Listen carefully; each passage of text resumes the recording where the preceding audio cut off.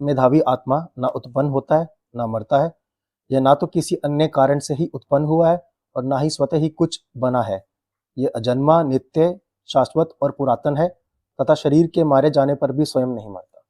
तो अब यहां पर क्या कहा जा रहा है? आत्मा ना उत्पन्न होता है, मतलब आपके बारे में बोला जा रहा है। आप ना उत्पन्न होते हो, लेकिन आप तो अपना बर्थडे मनाते हो, तो वो किसका है?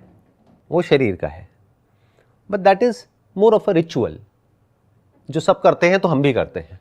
नहीं तो उस पर भी एक बहुत बड़ा क्वेश्चन मार्क लगाया जा सकता है कि एक्चुअल में आपका बर्थडे क्या है। उसको आप पॉइंट कर ही नहीं सकते कि जब आप गर्भ से निकले वो आपका रियल बर्थ है, जब आप गर्भ में थे वो आपका बर्थ है, या जब कंसीव हुए वो बर्थ है। तो ये अपने आप में बहुत बड़ा क्वेश्चन है। बट हैविंग सेड दैट, हम बोल सकते हैं कि ठीक है, एक बॉडी उत्पन्न हो गई है जब वो गर्भ से बाहर आ गई है। एक बीज से जब एक पौधा जमीन से बाहर आ गया है तो हम कह सकते हैं कि वो उत्पन्न हो गया है। तो आत्मा के बारे में क्या कहा जा रहा है? आपके बारे में क्या कहा जा रहा है? कि आप उत्पन्न नहीं होते हो।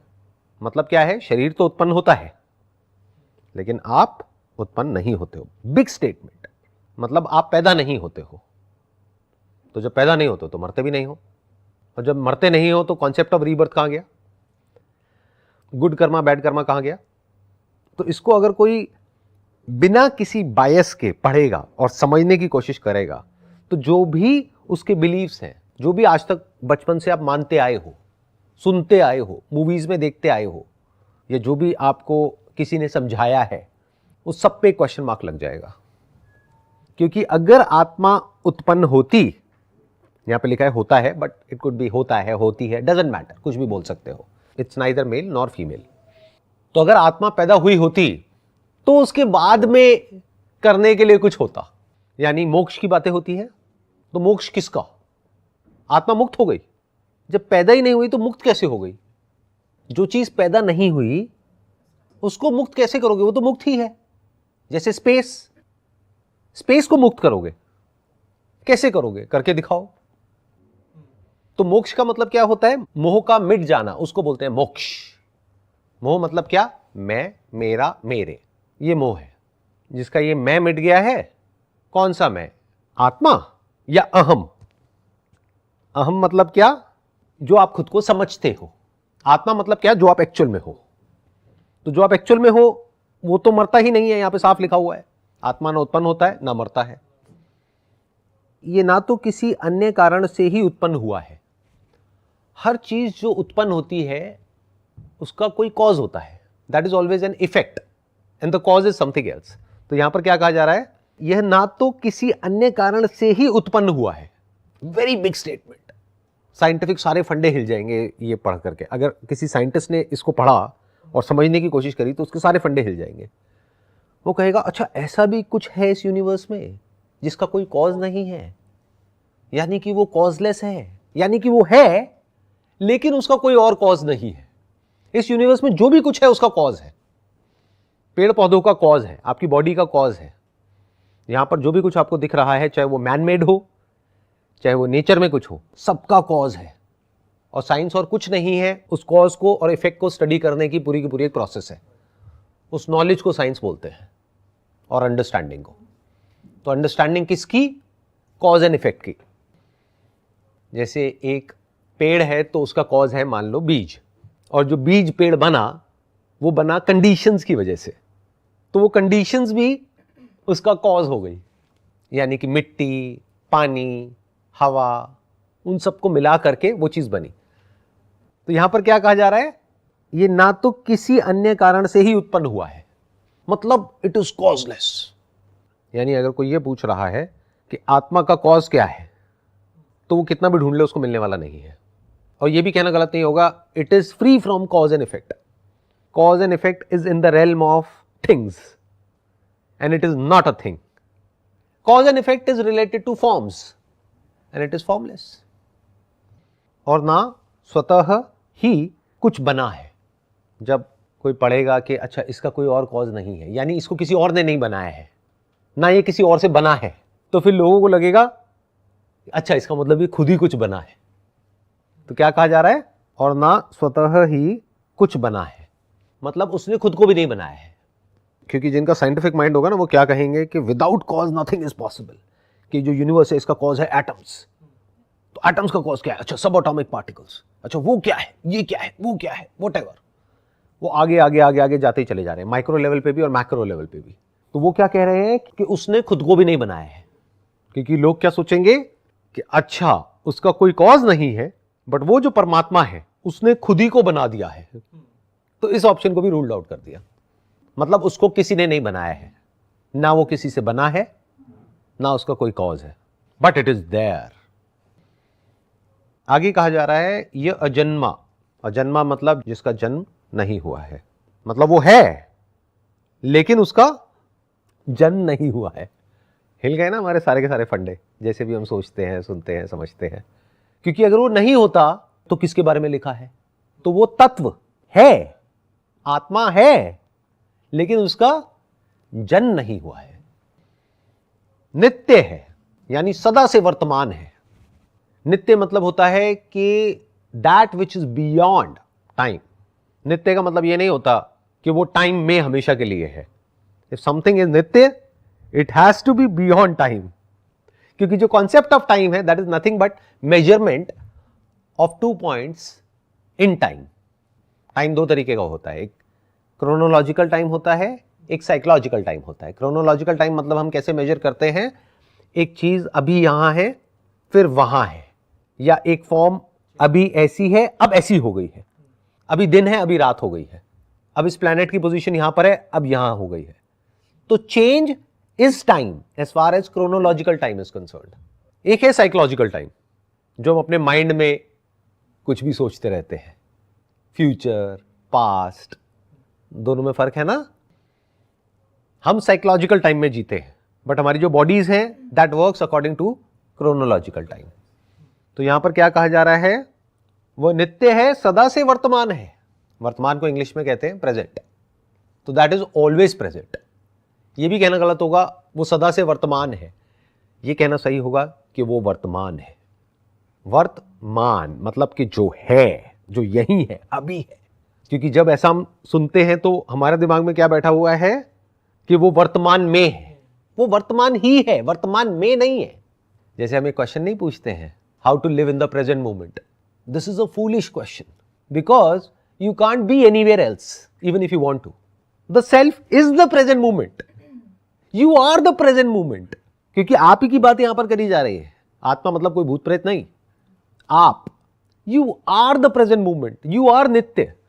और प्रेजेंट मोमेंट के अलावा और कुछ होता ही नहीं है। एक्चुअल में प्रेजेंट मोमेंट हमेशा होता है, और जो भी कुछ होता है वो प्रेजेंट मोमेंट में ही होता है। जिसको हम बोलते हैं कि ऐसा हुआ था, तो जब हुआ था तब भी प्रेजेंट मोमेंट था। ऐसा होगा, जब भी जो भी होगा तब भी प्रेजेंट मोमेंट ही होगा। तो प्रेजेंट मोमेंट के अलावा और कुछ होता ही नहीं है। तो you are not there in the present moment, you are the present moment. The concept of present moment and past and future is in you, because you can't talk about time minus consciousness. If there is no consciousness in the universe, can you talk about time? कि 100 साल बीते हैं या 1,00,000 साल बीते हैं या 1 करोड़ साल बीते हैं, कितने भी बीत गए उससे फर्क क्या पड़ता है।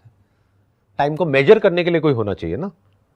तो we talk about time and space from the standpoint of consciousness. So consciousness is the ground of space and time. Time and space is in consciousness. Time is nothing but measurement. कुछ major किया जा रहा है, या तो किसी movement को major किया जा रहा है या चेंज को मेजर किया जा रहा है, तब हम कहते हैं टाइम है।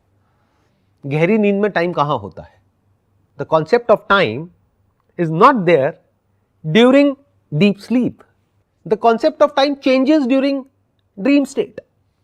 सपने में 100 साल निकल जाते हैं, लेकिन सपना एक्चुअल में होता है 20 मिनट का। तो the concept of time is connected to your consciousness.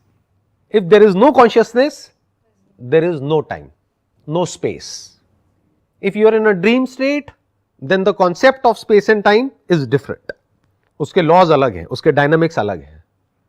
Dream मतलब क्या, जो अंदर ब्रेन में मेमोरी पड़ी है। If you are in a wakeful state तो वहां पर भी concept of time depends upon your state of consciousness. For example if you are very happy तो पता नहीं लगता 8 घंटे भी कैसे निकल गए, but if you are very sad और इन अ पेनफुल स्टेट तो एक एक सेकंड भी भारी पड़ता है। मान लो आप बहुत बीमार हो और बहुत ज्यादा दर्द हो रहा है, तो एक एक सेकंड भी काटना भारी हो जाता है। तो ये चीज यहां पर आगे समझनी है। मतलब ये अजन्मा है, नित्य है, शाश्वत है, सर्वदा रहने वाला है और पुरातन है। पुरातन मतलब क्या? जो सबसे पहले है। क्या कॉन्शियसनेस सबसे पहले नहीं है?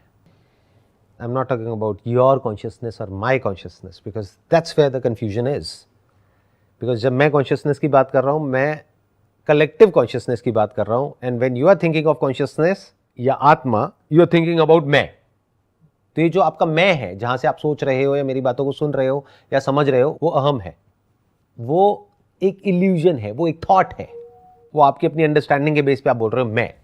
कॉन्शियसनेस में कोई डिवीजन नहीं है। तो when I am talking about आत्मा और consciousness, I am talking about the entire realm of consciousness. So वो पुरातन क्यों है, उसके पीछे एक रीजन है। क्योंकि अगर इस यूनिवर्स में कॉन्शियसनेस नहीं है, तो चाहे कुछ हो रहा है चाहे नहीं हो रहा है, चाहे कुछ बन रहा है चाहे मिट रहा है, उसका होना या ना होना बराबर है।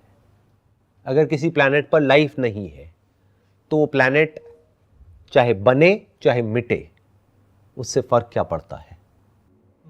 इसलिए कॉन्शियसनेस पुरातन है। क्यों? Because that is the beginning of everything, the real beginning. That is where everything begins actually. उससे पहले it's like a dark night, it's like deep sleep.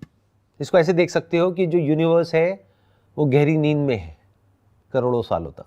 और जब ऐसी कंडीशंस पैदा हुई किसी प्लैनेट पर, चाहे वो अर्थ है चाहे कोई भी प्लैनेट है, जहां पर लाइफ पॉसिबल हुई, तो गहरी नींद से वो यूनिवर्स जाग गया है। And that is the beginning of everything. That is why it is पुरातन। क्योंकि उससे पहले जो भी कुछ हुआ, जो साइंटिस्ट आज देख करके कह रहे हैं कि उससे पहले ये हुआ, ये हुआ, ये हुआ, ये हुआ, इट डजंट मैटर। किसी को कोई फर्क पड़ा? इन अदर वर्ड्स, गहरी नींद में आपके साथ में कुछ भी हुआ, कोई फर्क पड़ा? कोमा में आपके साथ में कुछ भी हुआ, कोई फर्क पड़ा? चाहे आपकी सर्जरी हुई चाहे नहीं हुई, चाहे ये हुआ चाहे वो हुआ, कुछ भी हुआ, कोई फर्क पड़ा? फर्क कब पड़ा? जागने के बाद। जैसे हम जागते हैं, सोते हैं, सपना देखते हैं, ये यूनिवर्स भी ऐसे ही चल रहा है। इसको ऐसे कह सकते हो कि for billions of years this universe was in deep sleep and then there was consciousness. Consciousness was there. ऐसा मत समझना कि कॉन्शियसनेस पैदा हो गई, क्योंकि कॉन्शियसनेस पुरातन है, आत्मा पुरातन है। आत्मा थी, बट कंडीशंस नहीं थी जहां पर कि वो मैनिफेस्ट हो सके। मतलब हमें क्या लगता है, और स्पेशली इंसानों के अंदर तो ईगो बहुत ही ज्यादा होती है, तो हमें क्या लगता है आत्मा हमारे अंदर है, या हमारे अंदर की जो आत्मा है वो सुपीरियर है। जानवरों के अंदर तो इंफीरियर है, पेड़ पौधों में तो होती ही नहीं है, और टेबल को तो भूल ही जाओ। ऐसे ही लगता है हमको। आत्मा नित्य है, आत्मा हर जगह है। इस पूरे यूनिवर्स में ऐसी कोई जगह नहीं है जहां पर आत्मा नहीं है। तो आत्मा तो है, यानी कॉन्शियसनेस है। लेकिन अगर कॉन्शियसनेस है तो एक्सपीरियंस क्यों नहीं है? दो अलग अलग चीजें हैं। एक है कॉन्शियसनेस, एक है experience. Experience is the beginning of life, but the ground of an experience is consciousness. So there is difference between consciousness and consciousness of something. ये समझना बहुत भारी काम है। इसके लिए you need to do a great deal of meditation and sit in silence and then understand what I am saying. इतने आगे की बात कोई नहीं करता है, क्योंकि वो खुद इतना आगे नहीं जाते हैं, तो वो इतने आगे की बात नहीं करते हैं यूजुअली। ये बहुत आगे की बात है जो मैं आपसे कर रहा हूं। यानी कि आप जब गहरी नींद में थे तब भी आत्मा थी। आपकी बॉडी पैदा होने से पहले भी आत्मा थी, बॉडी के मिटने के बाद भी आत्मा है। बट आप किसको आत्मा समझ रहे हो? मेरी आत्मा। मेरी आत्मा नाम की कोई चीज नहीं है। इसको पहले समझ लो, मेरी अगली बात को समझने से पहले। आत्मा को देखो स्पेस की तरह। तो आपकी बॉडी के अंदर स्पेस है, मेरी बॉडी के अंदर स्पेस है, आपकी बॉडी के अंदर स्पेस है, पेड़ पौधों के अंदर स्पेस है, इस टेबल के अंदर स्पेस है। तो आप क्या कहोगे? मेरी आत्मा। मतलब क्या? मेरे बॉडी के अंदर की स्पेस। तो जब आप चलते हो तो क्या होता है? आपके अंदर की स्पेस जिस पे आपने कब्जा किया हुआ है वो स्पेस चलने लग जाती है, या आपकी बॉडी स्पेस में चल रही है। एग्जैक्टली ऐसे ही आपकी बॉडी आत्मा में चल रही है, आत्मा आपकी बॉडी में नहीं चल रही है। हम कैसे समझते हैं? मूवीज में क्या देखा है हमने कि अंदर एक आत्मा होती है जो निकलती है और वो यहां जाती है, वहां जाती है। ये बिल्कुल ऐसा है कहना कि आपके बॉडी के अंदर की स्पेस निकल जाती है और वो कहीं चली जाती है। जो ज्ञानी होते हैं, यानी जो इसको थ्योरेटिकली भी समझते हैं और एक्सपीरियंशियली भी समझते हैं, उनको हंसी आती है ऐसी बातों पर, क्योंकि ये सब सिर्फ इमेजिनेशंस हैं, फिगमेंट ऑफ योर इमेजिनेशन। कुछ भी सोचते रहो। तो आपकी बॉडी में आत्मा नहीं है, आपकी बॉडी आत्मा में है। तो हुआ क्या, ये यूनिवर्स जो एक तरीके से गहरी नींद में था, जहां पर हो बहुत कुछ रहा था लेकिन आपको पता नहीं लग रहा था, किसी को पता नहीं लग रहा था, तो एक ऐसी सिचुएशन इमर्ज हुई, कुछ ऐसी कंडीशंस इमर्ज हुई जहां पर इस प्लैनेट पर या किसी भी और प्लैनेट पर ऐसा एनवायरनमेंट पॉसिबल हुआ जहां पर लाइफ पॉसिबल हो पाई। और वो सिंपल लाइफ धीरे धीरे कॉम्प्लिकेटेड होती चली गई। फिर उस लाइफ में सबसे पहले एक्सपीरियंस पॉसिबल हुआ, फिर वो लाइफ और कॉम्प्लेक्स हुई, फिर उसमें सपना पॉसिबल हुआ, फिर उसके बाद एक और स्टेज आई जिसको आप इंफॉर्मेशन एज बोल सकते हो, यानी जब नॉलेज और इंफॉर्मेशन को स्टोर किया गया, उसको आगे पास ऑन किया गया। अब अगर किसी एक इंसान ने कुछ डिस्कवर किया तो उस तक नहीं रहा, आगे सब तक पहुंच गया। देख रहे हो इवोल्यूशन पूरे के पूरे यूनिवर्स का, पूरे के पूरे स्ट्रक्चर का। और फ्यूचर में क्या होगा, आज नहीं तो कल ये सब कुछ मिटेगा। जब मिट जाएगा तो क्या रह जाएगा, फिर उसको इस तरीके से देख लो, फिर गहरी नींद में चला गया यूनिवर्स, फिर जाग जाएगा। अब एक स्टेप और आगे बढ़ते हैं। शाश्वत है और पुरातन है तथा शरीर के मारे जाने पर भी स्वयं नहीं मरता। अब गड़बड़ क्या हुई, इस बात को बहुत लोगों ने मिस इंटरप्रेट कर लिया। एग्जाम्पल्स दिए गए अलग अलग जगह पर, जहां पर क्लियरली ये लिखा गया जैसे, जैसे का मतलब पता है ना, फॉर एग्जाम्पल, फॉर इंस्टेंस, जैसे हम कपड़े बदलते हैं वैसे आत्मा शरीर बदलता है। तो लोगों ने क्या किया कि उसको बारीकी से तो समझा नहीं, ये तो समझा नहीं कि वो तो एग्जाम्पल के लिए कहा जा रहा है, क्योंकि उसी बुक में आगे और बहुत कुछ ऐसा कहा जा रहा है कि आत्मा ना पैदा होती है, ना मरती है, ना उसको कोई शस्त्र काट सकता है, ना वायु सुखा सकती है, ना जल भिगा सकता है, ना अग्नि जला सकती है।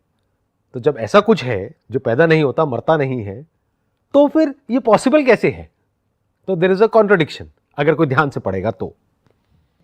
But contradiction is from the standpoint of जो लोग जिस तरीके से समझे हैं या समझा रहे हैं।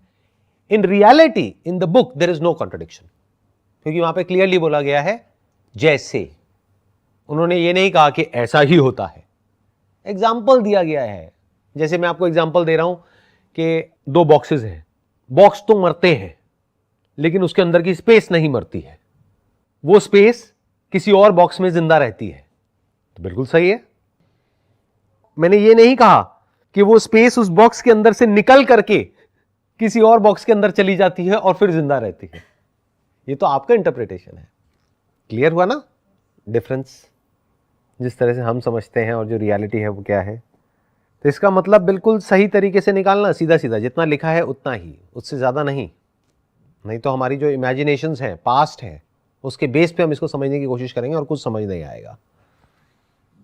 शरीर के मारे जाने पर भी स्वयं नहीं मरता, मतलब शरीर मर जाता है, मिट जाता है, आत्मा नहीं मरती है। क्यों? क्योंकि वो नित्य है, वो वर्तमान है, वो अजन्मा है, वो फॉर्मलेस है, वो अखंड है। अखंड मतलब जिसको ब्रेक नहीं किया जा सकता है, जिसके टुकड़े नहीं किए जा सकते हैं।